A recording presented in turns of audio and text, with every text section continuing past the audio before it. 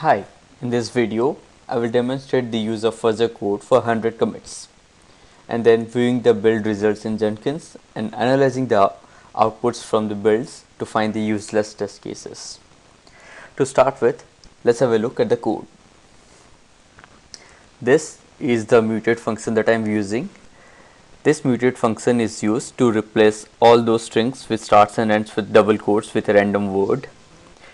Replace less than with greater than symbol and greater than with less than symbol, and then replace not equal to with equal to and equal to by not equal to. This mutate function is called inside a loop, where we are looping it for 100 times, and in each of the loop we select 100 files and mutate them. This selection is also done randomly.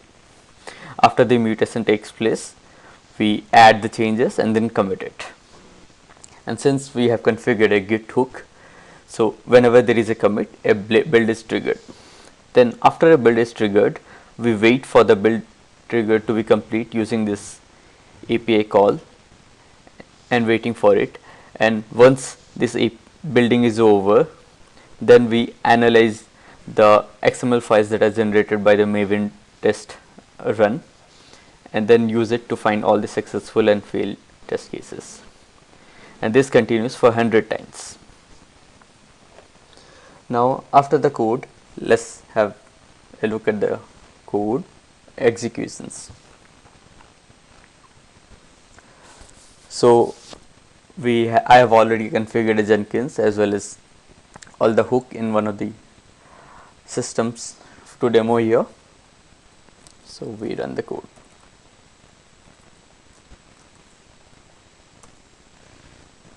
We can see that it selects 100 random files and makes changes in them. So there were nearly 40 files in which some changes were done and committed, and this is now the waiting phase where the program is waiting for the Jenkins build to be completed. If we go to the Jenkins portal, we can see that after the commit, due to the git hook, a build run has been invoked. Since this step takes a really long amount of time, normally a build takes around 2.5 minutes and we have to do 100 builds. So I have already done the execution in another server and we can have a look at the result.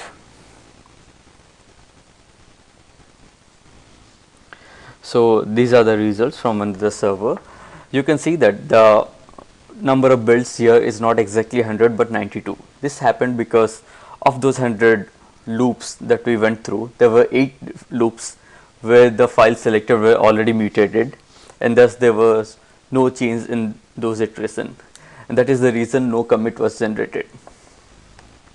Now having a look at the result from all the build that was done in Jenkins, so we can see that there were nearly an average of 600 failures, and the maximum failure that we got is around 800 test case failure in some of the iterations.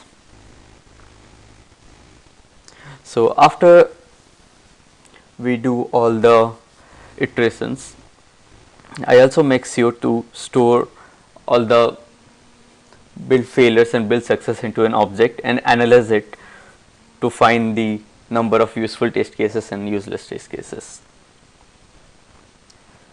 So this is the server in which I have already run the 100 commits, and I have persisted all the results from the build runs into a object. We can see that this stores the loop count, the number of loop that it took, as well as for each of the test case, what are the number of success and what are the number of failures. For example, this is a test case from class activity feed action test, and the test name is test guest message as sentence, and the number of success is 45 and failure is 46. That means it fails half of the time and it succeeds half of the time, and thus it is a useful test case. So now we analyze this object to find the useless case and useful cases, and for that I have written another script. So we run it. and have a look at the output.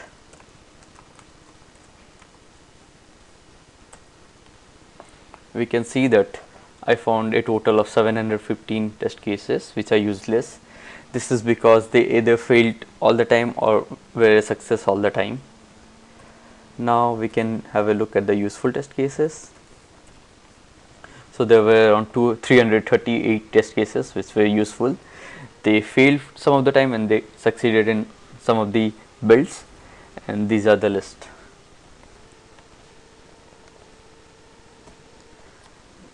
So yeah, this is how we went through 100 commits and found the useful cases and useless cases.